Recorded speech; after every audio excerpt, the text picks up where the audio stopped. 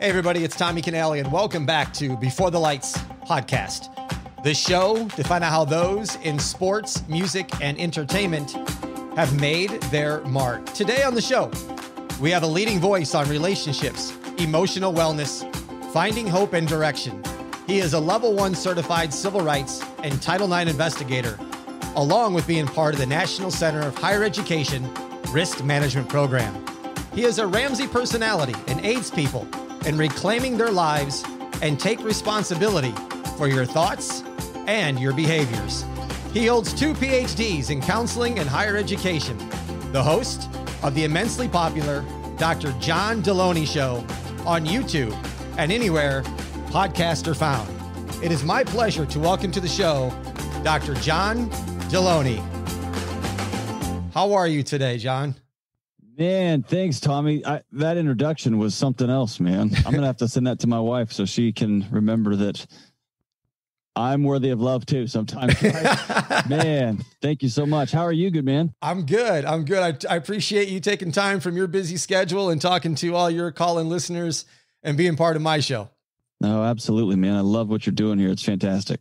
I appreciate it. We're going to kind of go a little bit different spectrum here and kind of jump around. But first off, who was John Delony as a child, and how did those years shape you to where you are today? I grew up in the home of a homicide detective. My dad was a homicide detective and a SWAT hostage negotiator in Houston. So he was a bad dude. And my mom was a stay-at-home mom who would sometimes rail against religious issues in public schools. And about halfway through my life, and these years kind of cross in my mind now, but my mom went to her first community college class around the age of 42, and she did a good job. I was a freshman in high school, so I think we took algebra or geometry together, something like that. Then she took another class and another class and another class. She ended up as a controller at Deloitte & Touche. She ended up working at Enron, which is that little company that went away overnight. Yeah. And at age 57, she graduated with her PhD in English. Then she became a tenured professor, I think at 63, and now she's 70. And as a department chair at a major university there in Texas. My old man, on the other hand, was always supporting youth programs and was volunteering at our large church there in Houston. And literally over one weekend, he goes from being a homicide detective and a SWAT guy to a youth pastor at a large church. And so I grew up in a house with a cop and a minister as an old man and a stay-at-home mom and a ninja graduate student mother. And so I was a kind of an outcast kid. I like to read. I was a nerd, but I was also a great athlete. And so that bought me some street cred. I loved being in a punk rock, at a rock and roll metal band as a kid. And I was also always trying to perform and let everybody know that I was special. And so I lied a lot. I stole a lot. I got to try to get away with things a lot. And so it was just kind of this mixed bag of who am I, and I want to make sure the sheen is right and the tinfoil is shiny. That's my childhood in a nutshell. And then I met a girl at a summer camp, and I had a track scholarship to one college. I met her and threw that all away and followed her out to West Texas. And then the whole wacky back half of my life has taken place. So it brings us kind of up to speed, but there you go. Was your father part of the influence in how you got into training police and SWAT teams? Yeah. I just grew up with when a big deal was happening in Houston, when people needed somebody to go in a place where nobody else wanted to go, when there was somebody who was going to jump off of a building or there'd been a shooting. I just have these memories of my old man getting this cockamamie little grin, and he'd put on his bulletproof vest and he would go down there and he'd spend 24 hours sitting with somebody trying to keep them from jumping off something or from taking somebody else's life. I also had this weird experience. My dad was kind of a go-to guy in our community, and his closet, his little bitty closet, backed up to my bedroom. And if I laid in my bed at night, I could hear him. He would drag, this is back when phones had cords to them. He would drag the corded phone into his closet to talk to people in our community whose kids were in jail or who were struggling with their own addictions. And I could lay real quiet and I could listen through the door. And I learned I absorbed this at a young age that, man, I don't care who you are. I don't care what stature you hold. I don't care where you go to church, what your job is. Everybody's struggling, and everybody's got stuff going on behind closed doors that most don't know about. And it just kind of became a part of me, if you will. And that kind of leads into, you are a certified critical incident and stress management and behavioral intervention team. As a communication crisis responder, then, were you drawing back from some of these times prior to listening through the door and all the education you had behind you to help in some of these critical situations? I served as a dean of students or a senior student affairs leader at 4 different universities, and various levels, right? Running housing or running the dean of students office or student conduct or whatnot. And that, I think those years doing that, listening to tragedy after tragedy and working with parents and just working with students when the wheels had fallen off their dreams, or they had made a decision that they were going to have to go to jail for or have to leave school for, learning to sit with folks in hard moments and at the same time try to shine a light on the back end of this, letting them know there's light on the other end of this. And then holding parents when they found out their kid had died, or that their kid was in a bad wreck and may not make it through the evening. Those are the moments that I just became a part of working in higher education year after year after year. And then that translated to a connection with an old counseling professor, Dr. Andy Young, who is a saint and a mentor and somebody who I hold in high regard. But he's the one who was one of my professors, and also in the evenings, after hours, worked with local police officers, trained them, showed up at death notifications, showed up at car wrecks, just kept showing up and showing up. And then he ended up creating a team that I was a part of that served people after hours, really behind closed doors, and no one knew we existed to a large degree.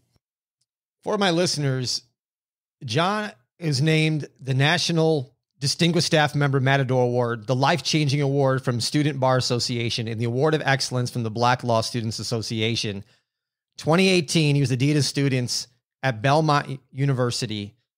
What were your responsibilities? Because from looking into your background, it looks like that job had a list of responsibilities that was pages long. Yeah, man, you must have got a hold of the inside stuff, man. I don't even know people at this job have that stuff. As the chief student affairs officer, as the dean of students, the way I would explain my job to my friends is the other 153. And what I meant by that was 15 hours a week, give or take, a student's in a classroom. The other 153 hours of that week, that's my classroom. And that's where students are learning to break up, to fall in love, to get in trouble, to deal with food allergies they didn't know they had, to deal with mental health crisis they didn't know they had, to separate themselves from parents, all that kind of stuff. That was my classroom. And so, yeah, as the dean of students, you're over counseling centers and housing and career services. Sometimes you're dealing with underrepresented students and their unique situations, and you're making sure everybody belongs on your campus. So yeah, it's pretty much everything. And you're meeting with board of trustees, and you're showing up in hospitals, and you're sitting with parents. So it's a 24/7, 365 gig for sure. What did you learn from handling all those early crisis situations that has helped you where you are today? In a strange way, it's made me infinitely more optimistic about the human condition. It makes me love people deeper. It makes me just an empathetic guy. I think at the end of the day, most people, most of the time, are doing the best they can with the tools they've got in their toolkit. Most parents don't set out to handicap their kids by always getting over-involved. Most parents are trying to relive their own childhoods because they were disconnected too. And most parents are trying to love the best way they know how. And sometimes that's over-involvement. Sometimes that's fill in the blank. Most kids are kids, man. They're making 18-year-old decisions. They're making 14-year-old decisions. And we forget that sometimes. And with how expensive college is, the stakes of those decisions are so weighty now, right? An 18-year-old can't be an 18-year-old because that's a $50,000 year he's just blown, right? Mm-hmm. Or if they want to transfer college, that's a year of eligibility they've lost. And so it's just a pile on effect. But it's made me empathetic. And so now when I take phone calls, my wife asked me the other day, we live out in the woods out here in Nashville, And she said the other day, "What do you do?" And I said, I'm having the same conversations I've had with parents for the last 15 years. There's just some folks here at Dave Ramsey's office that puts those calls on the internet, and then he's paying me a salary. And so it's very similar to what I've been doing for years, which is helping people make the next crooked, wobbly little step of their life in the best way they can. Well, how does one handle trauma? And on top of that, I'm sure somebody that's 18, 19 years old in college views trauma very differently than somebody who's a lot older. Right. So I think it's important to define trauma. We often think of trauma as what the nerds call, what we call acute, right? It's point of sale. There is a car wreck. You saw somebody get shot. Your dad walked in and hit mom, or something egregious like that. Trauma is two things, or it's actually three things, one of which we know, which I just said, but it's two other things. Number one is cumulative. And so dad doesn't have to come in and just cold cock their son. A mom doesn't have to come in there drunk one day and smash the car. Dad can just spend 14 years going figures, right? It's cumulative. And so the way it's a tiny little pebble in a backpack versus a cinder block. Over 15 years, the dismissiveness, the golly, man, what a loser. Those kind of things add up, right? Those add up in the workplace. Those add up in whatever culture or society you live in, if you're on the wrong side of what's cool and what's supported. But it also, the third one is it's neglect. It's trauma is a thing that you should have got as a kid that you didn't get. You should have received somebody looking you in the eye and telling you that you're a person of value. You should have received somebody who loved you for more than your achievements, your accomplishments. And so those are three areas of trauma that adults deal with at age 50, and they play them out in all sorts of grown-up games. 18-year-olds play those things out. 14-year-olds play those things out. One of the great myths is that you, quote unquote, just get over stuff. I think you got to be vulnerable. I think you got to have people in your life that you can walk through some of those things with. And yeah, I don't think any of us do a very good job of dealing with that most of the time. I have this theory, and I just recently, actually yesterday, told this to a friend of mine, that there's a circle of relationships, and whether it's with husband and wife, parents and children, that starts with respect, leads down to communication, which builds trust, which has love. Love goes back up to respect. I said, kill one of those four, and the next one in line stops. So give it to me one more time. You've got respect. Starts with respect, that leads into communication, open communication, which builds trust, which leads to love, which comes back to respect. So I said, if you stop respecting someone, the communication will break down. If you don't trust someone, you will not love them. And if you don't love them, you'll get no respect, or you won't respect them. And that cycle will continue to go until somebody decides to break it. And in relationships, when things go bad, one of those four things, in my opinion, is gone, and nobody's fixing it. And now I said, if it's a husband, wife, and a husband feels like they're not getting respected, they're going to stop the communication. You feel like you're not getting love, so you're not giving respect. And it's just this vicious circle that never ends. I love it, dude. So the word I would replace there, it's the same word. I just have heard people over the years weaponize the word respect, which is I demand, you will give. And respect to me always is a hierarchical thing. The word I would put there is value. Oh, I like it. I think dads crave value, not because they're making money, not because they're big and they've got big arms, but just because they're dads and they love, and they don't know how to do that. We weren't trained to do that. We were trained to quit crying and get up and go run and go hit home run, whatever the thing is. Right. Right. And I think my wife wants to have value more than the things she can accomplish, more than just the way she looks, more than just. She wants to have value because she's a person. And so, yeah, I'm with you, man. I love that circle, that if you're not communicating, if you're not honoring one another, then you just get in this weird dance, this almost figure eight dance, and you never fully connect until somebody has the courage to stop that machine and face it head on and stare down that forest fire. Can somebody get 1% better each day for 100 days and change a habit, even though they say habits take 21 days to break? Is that possible? I think any sort of human transformation is possible. So yes, I'll 100% agree with that. I'll 1,000% agree with that. I think a habit, it's just that it's a dance, right? Of actions versus thoughts and thoughts versus actions. I think you can decide tomorrow, I'm done. And I've just known folks who have just said, I'm done. I know folks like myself who've tried to quit eating gummy candy my whole life, and it's nature's heroin for me, dude. I just love me some gummy candy. I eat so obnoxiously. You don't know shame, brother, until you're sitting in a grocery store with food that is 8 times what it should be, because I want to make sure the cow was hugged by like a Roman monk before it was killed, right? And then on the other hand, I'm sitting there looking at bags of gummy candy, right? It's just like my body's like, dude, pick one, man. Just pick one, right? But yeah, I just known people who just said no more. I've known trauma survivors. I've known people who with weight loss. I've known athletes. I've known addicts who just said enough. I'm putting those bricks down and I'm done. So absolutely. How does one heal from an ex and not allowing the previous wounds to affect their present relationships? Oh, that's a great question. Give me some more context to that. You know, it has one of those questions that the podcast interviewer drops in that's personal. No, it's not personal. I'm messing with you, Tommy. No, it's not personal. But I mean, so how does somebody deal with their dad when I'm just kidding? Yeah, thought was, and I've heard of this many times. Somebody breaks up or they have a divorce, and those effects are still lingering with them. And they bring them to their new present relationship because they haven't really healed from the previous relationship. Oh, that's awesome. So here's the thing, Tommy, as a culture, we are dreadful, terrible at grief. Okay. We are terrible at putting periods at the end of sentences. We're awful at it.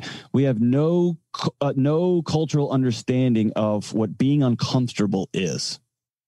And so, man, I could talk all day about this. I think it was in the 20s, early 30s when Good Housekeeping or Southern Living, one of these magazines, announced that the room in the front of the house is no longer the parlor.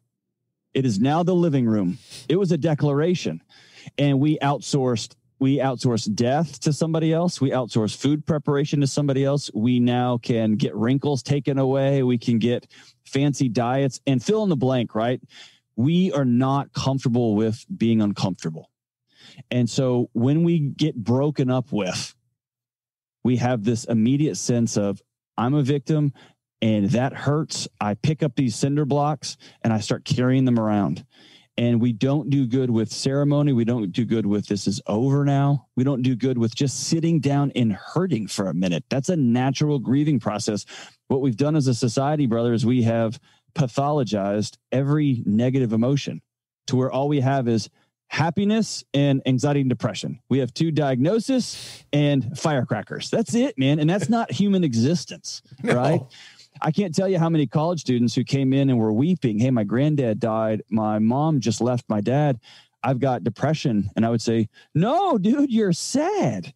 You're supposed to be sad. This sucks. This hurts. And you've got to get some people around you that you love and trust that can be vulnerable with that are going to help you heal from this. And so all that to say is, man, if you get dumped, you've got to spend some moment grieving that loss. A part of you that helped you be whole is no more. And you got to put a period at that. You got to get people in your life. You got to properly grieve it and then understand what you've learned and then move on next, right? Don't just go chasing the next Band-Aid, the next numbing agent, which is usually another person that's going to wallpaper over whatever you're trying to hold down, right? That's right. Oh, man, you're going to get me fired up on that one. I'm going to get you fired up here in a second. We're joined today by Dr. John Delony. Today's podcast is sponsored by Reflection Bay Golf Club, located in the heart of beautiful Lake Las Vegas. Go to reflectionbaygolf.com.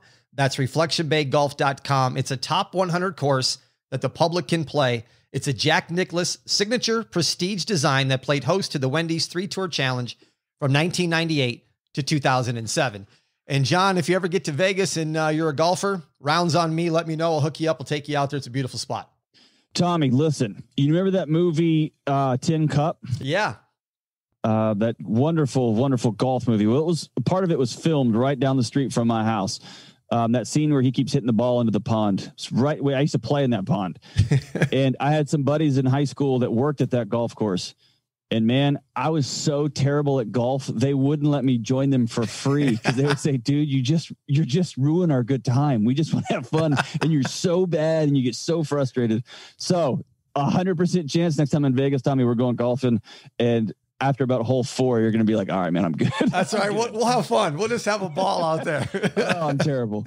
All right, next thing, what is the differences of being a single parent? And on top of that, are kids as resilient as we think they are? So let's go to the first part of that question. When you say the differences of being a single parent versus a 2-parent household? Versus a 2-parent household, correct. I come back to a central statement. My good friend Rachel Cruz here at Dave Ramsay's office says it in a precise way. More is caught than taught. I worked for a psychologist as a part of an internship. So when I was going back and getting another degree, like an idiot old nerd, I had to do an internship again. So I ended up having an intern for a psychologist that was probably 10 years younger than me. And this guy was brilliant. And we were working with traumatized, abused kids for a summer. And one time we were walking from one room to the next. I had a young son, so I would try to ask these veiled parenting questions as though I was asking him about the kids we were working with, but I just want to know, for my own house, how to be a good dad. And I asked, hey, how are you going to teach this kid who we had just gotten out of to respect women when this is what he's heard his whole life? What do you say to this kid? And I'll never forget, he just started laughing and he looked at me and said, kids don't listen to you, man. They watch you. And I said, oh, that hurts. So he went on to say, you can say whatever you want to a kid. They're going to watch how you act. So if you want a kid to respect women, treat your wife right. And then he just went into the next room. This is a young kid. And I just thought, man, that's so smart. So coming back to that, I think the blessing of a 2-person home is, number one, the 2 people who are co-leading that house get to lean on one another. Everyone has up days and down days and busy seasons at work and frightening seasons with moms, their parents and their experiences and their anxieties and their slow seasons. And so there just becomes a rhythm. People can pick up the slack. Bigger than that, you give what I would call a dual model to a kid. They get to watch a dad, they get to watch a mom, and they are programming themselves. They are learning the ways that a guy responds when they're frustrated. They're learning ways that women respond when they are joyful. And so they get this dual model. Otherwise, when in a single parent house, they're left to guess. They take characteristics of mom and try to extrapolate them to dad, to other situations. And there just is this gap. The second thing that I think kids struggle with in a single parent home is kids the nerd word is co-regulated. They get who they are from their heartbeat to the way their facial expressions work to how they experience the world in relationship with other people. And so when there's a gap, when somebody leaves, when somebody is not in the home, they backfill that gap with, it's probably my fault, and I need to figure out how to fix that. And so you'll see kids act out. You'll see kids become overly perfectionist. You'll see kids struggle with frustration and anger issues because they are trying to do whatever they can with their little mechanism to backfill that gap. And so that's when connection, making sure those kids are loved and you're in touch with who they are is so critical. Other side of that, are kids resilient? Oh my gosh. Yes, the good Lord made them out of rubber, dude. They are resilient. They are strong. They just want to not be lied to. They just want to have somebody in their life that looks them in the eye and says, you are of value, not because of what you're going to achieve, not because of the grades. Is that stuff important? Of course it's important, but you have value first and you achieve off of a platform of you have worth, not the other way around. When you talked about connection, this just came to mind. How has texting affected real communication? Dude, you're like in my underwear drawer, brother. You're like getting all of my things, man. I say it all the time. It's one of my little nerdy slogans, but communication is not connection. And I'm going to pick a data that, a statistic that best supports my argument here, but somewhere in the neighborhood of 70 to 90% of communication is nonverbal. We absorb other people when we hear and talk to them. And in the last 15, 20 years, we have just outsourced 70% of interactions to black and white text. And so I'm reading into my tone of voice. I'm reading into my narrative of your situation. My bad day comes through the words you just wrote to me. And think about this. This was made apparent to me during COVID. The person I was texting the most was my wife. The person I was saying over and over to again all day, I love you. I'm so grateful that you're here. We're going to get through this, was my wife. Did I not say to her when we were in person? I love you. And I'm so glad we're getting through this, because I'd said it 20 times that day. Yeah. And so she heard it through her frontal lobe. She didn't feel it through her amygdala, and she was never safe. She never felt connected because I was giving her information. I wouldn't plug it in with her. So now we've got a whole generation of kids, Tommy, that they don't know what connection is. I heard one great speaker say they are over-informed and under-experienced. They've seen 10,000 dead bodies on video games. They've never felt the weight of being at a funeral wake when there's a dead body in a room, right? They've seen 10,000 sex acts on TV. They've never blown an entire movie just trying to get their hand close enough so they can touch the other, touch her hand and then try to hold her hand. Right? They waste the whole movie, right? Trying to make that move. They don't have that experience. They just go from 0 to 60. And all of the interactions are electronic. They're all 0, 1, 0, 1, 0, 1. And yeah, it's a dangerous tool we've handed to our kids. And we've told kids who are not mature, that are not developed, make good decisions, kids. And then we've set off into the woods, man. And it's a troubling thing we've done to our young people. Is there a way to correct it or change it? Man, I don't make any friends with these statements, but I can tell you right now, my kid won't have a phone. I've got 2 kids and they don't have a phone. I'm a lunatic about that stuff, Tommy. They can step into the wrong website and enter portals that they can't get back, right? They see things that they can't get back. They have conversations with people that they can't get back. Our brains have some pretty remarkable, as you mentioned, resilient mechanisms for protecting us. I remember the town bully that lived by me growing up. I remember he said some mean stuff growing up. I remember we had some tussles on my neighbor's trampoline growing up, but my brain did a good job of letting the air out of some of that over the years. That's not in black and white text for me to read and reread and reread and reread, right? I remember so-and-so was a jerk. I don't remember exactly what she said. And there's something that you can imprint on your soul when you get text message after text message. And so I'm antiquated, man. I probably sound like the guy that when Henry Ford was rolling out his Model Ts, I was like, what about the horses? I know I sound like that guy.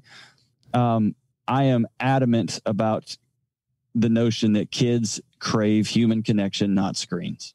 And they default to screens only because the adults in their life have abandoned them. And we talked off the air before we started. I'm a former basketball coach. You were in the same field.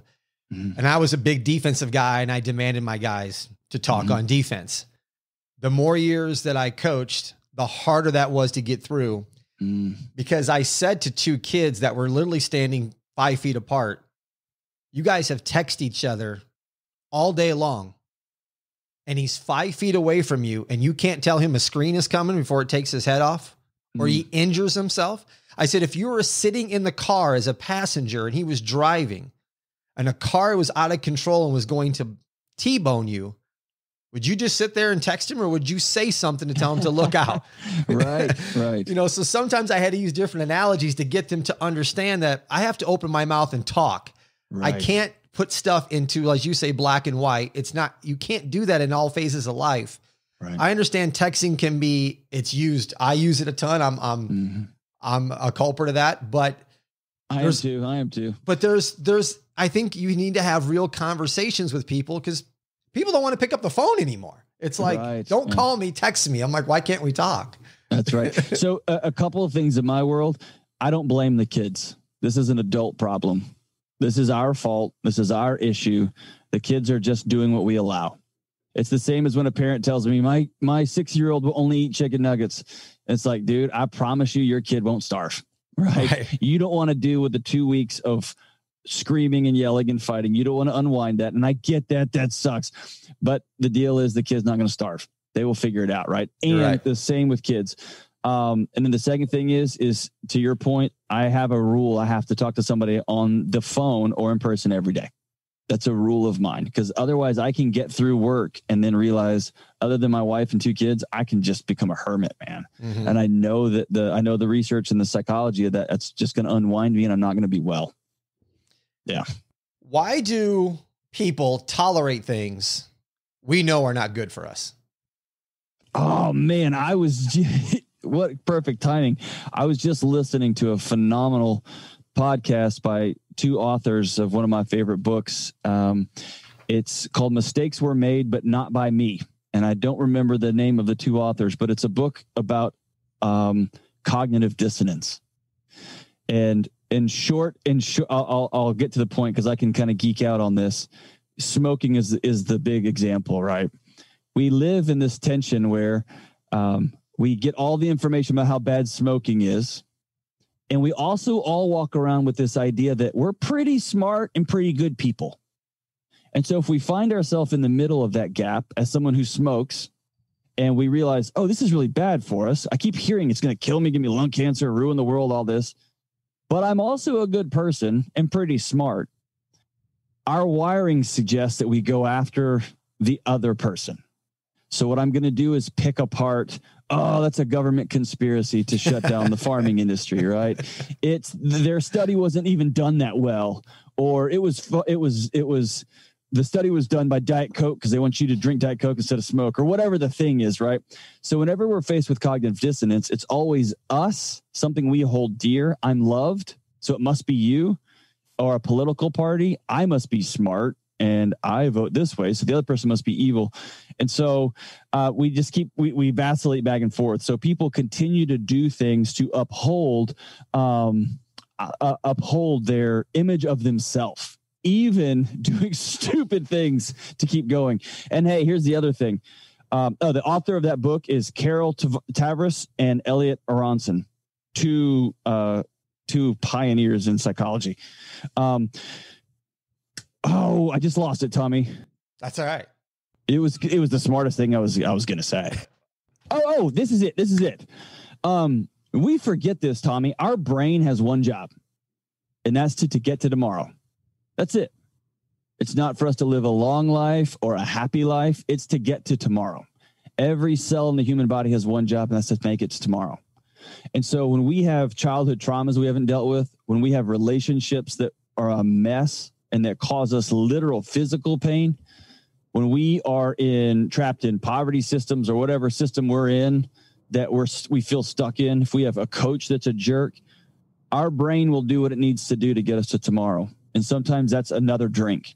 Sometimes that's another person that I'm making a relationship outside of my current relationship. Sometimes that is 5 hours playing video games.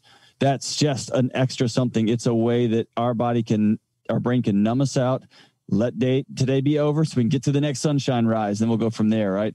And so we just keep doing these things almost automatically to protect us from the relational hurt that we're all struggling from. Steps to experiencing happiness if you don't feel happy. And it's something that I feel like is not going to change overnight. And sometimes the first step of anything that we change is always the hardest one. But for somebody who's listening that feels like, yeah, I could be happy or I want to be happy, what is your advice to take the first step, and what is that first step? Man, number one, to me, the first step is to reframe your goal. I think happiness is an illusion. I think happiness as a day-to-day goal is a waste of time and energy. It becomes fireworks. I much rather seek joy. And the way I describe those two things is my granddad had the gift. I call it the great life gift. He's a World War II vet. He worked at the same place there in Houston for 30 years. One of the most extraordinary men I've ever known. He had the gift at 93 or 94. He stood up and was walking to the other room, and he got to fall down dead. There was no hospitals. There was no cancer. He just fell over, and that was it. And at his funeral, they came and played taps. It was a sad moment. It was a heartbreaking day at his funeral. And I'll never forget my son. He was maybe 3 at the time. He saw everybody dropping roses onto the casket. He escaped from my grasp, crawled up on the casket, and grabbed a rose and put it up there. And that wasn't a happy moment, Tommy, but that was a deeply joyful moment. That was 4 generations of Delony passing in that moment. My granddad lived a beautiful life. All of his kids were there. His people were there. He served his country. He served his profession. He served his family, served his church. It was the way it's supposed to be. That wasn't happy, but that was joyful. It was right. And so when we get into this, this frantic search for happiness at all times, that's when we don't work out because it doesn't feel happy. It's happier just to drink our coffee and go sit on the front porch. That's when we don't make that phone call that we need to do to repair that relationship that we broke, because it's not going to make us happy. And so what I would tell you is, number one, start searching for joy, the right, deep, good stuff. And then I'm going to go back to who one of my favorite basketball coaches in the world, Chris Beard, says is trust the process. Trust the process. And so know what your morning routine is, know what the things that make you well are going to be, and keep doing those things, even when you don't, quote unquote, feel happy, even when you feel super sad. Trust the process. And on a long enough trend line, you're going to have more joy in your life than not.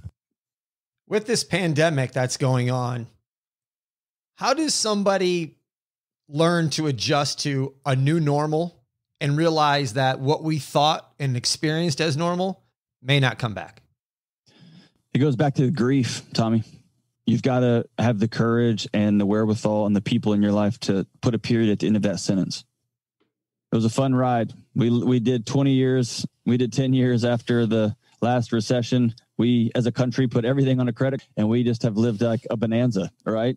Right. And then COVID shows up, a small little illness that we can't see, and it called our bluff. And so here we are. Everything shut down overnight. Nothing we couldn't control. We controlled way less than we thought we could, right?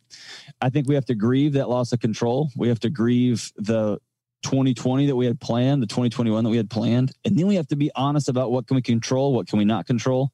We got to drop the nonsense that we can't control. I get 1 vote in the election, Tommy. I get 1. Me watching every single debate and twist and turn and watching all the news, I'm just deciding I'm going to make myself crazy. That's my goal today, right? I get 1 vote, I get 1 shot, and I'm going to take my shot, and then I'm going to back out, because that's what I can control there, right? And then I'm going to spend my energy loving locally, taking care of my local community, the people in my sphere, right? That's what I got. That's what I can do. John, what does being a Ramsay personality mean to you? And for our listeners, these are handpicked by Dave Ramsay himself and are usually either a #1 best-selling author or an expert at changing lives. What does that mean to you to be part of the Ramsay Productions? Oh man, that means a lot to me. Number one, it's a significant responsibility. I often will tell groups, I know you guys want to be Dave. You love his homes, and he gets to be on the radio, and his cars are super nice.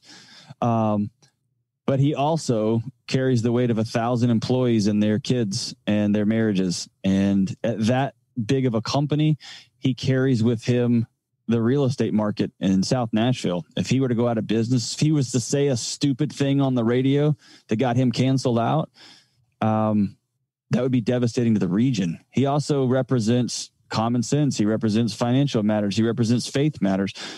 So he has decided to take a lot of stuff on his back. And most people don't get to see that level, that responsibility. And so the first thing is a responsibility. The second thing, it's one of the greatest privileges in the world. What a gift, man. Mm-hmm. I get paid to get in the mud with folks in the hard parts of their life. And that's such a gift and an honor, and to walk alongside them. And then sometimes to stick a hand out and help them out. And then you help hose each other off, and then we go about our day. Right. That's right. And I get to read and write for a living, which is just, it's a glitch in the matrix as far as I'm concerned. And then it's scary as all get out. I have worked the last decade to disappear from the internet. The fact that you have my CV freaks me out a little bit. No, you got it. But I've worked really hard to not exist on the internet. I just wanted to be at my little colleges that I worked at. And so it's uncomfortable and nerve-wracking for me, which means it was the right thing to do. The Dr. John Delony Show is a caller-driven show that gives you real-life talk on relationships, life experiences. And people, if you don't get these, I'm going to put them in the show links for you so you can get them there. You can call and leave a voicemail to 844-693-3291. That's 844-693-3291. 888-3291, or you can email askjohn@ramsaysolutions.com. That's askjohn@ramsaysolutions.com. Outside of those two platforms, where else can people connect with you? The other internets, at John Delony is the social medias, and then the YouTube channel, YouTube/John Delony. You can find me there as well. How can somebody actually believe that they can change their life regardless of how old they are? I think some people look at it and go, I'm X number of years old. It's too late for me to change my life. I got to see it in my house. And so my answer to that is this: we often think in pictures, but we speak in words. And what that means is we talk about, you can do anything. You can change your life at 50, at 40, at 30. If you don't have a picture of what that looks like, if you don't have a person that you know, if you don't have somebody that you have seen, it's going to be very hard to conjure that up in your mind. And so you've got to get people around you that have been there, that have walked that journey, and that you can actually see it so that you can live into it. At 40, I had no excuse to not change jobs. I watched my old lady, who's a straight up 70-year-old gangster now, Tommy, go from you're not allowed, you're not supposed to go to college, to now she is running a department. When most people are starting to let their foot off the gas. And so I had no excuse. I had a picture of what changed. My old man going from being an awesome police officer and detective to an incredible person who worked with youth people. And now he's back. He's a teacher now. So you got to have a picture of what that looks like. Any plans to write a book? Man, you are teeing me up today, Tommy. You should do this for a living, man. We just hit send on a very small, but a precision arrow book on anxiety, redefining anxiety. We blame anxiety for a lot of stuff, and it's not what's to be blamed. It's just the alarm system. So I've just finished a short book on anxiety, and then we are starting the process to write the big book here very, very, very shortly. When will the short book be out? November. In November. Very quick. Yes, sir. That is good. So people keep an eye out for the book. Dr. John, I appreciate your time, man. This has been fun. As you say, we could rap here all day about this stuff. It's been a great time. You're awesome, Tommy. Thank you so much for letting me join you and your fun Before the Lights crew, man. This is awesome. Thank you. For show notes, go to our website, beforethelightspod.com. You can follow us on Instagram at Before the Lights Podcast. Thank you for listening to Before the Lights. I'm Tommy Canale. And don't forget to please rate and review the show. 5 stars. Nice comments are always appreciated. Until next time, everybody, a salute, a chin chin.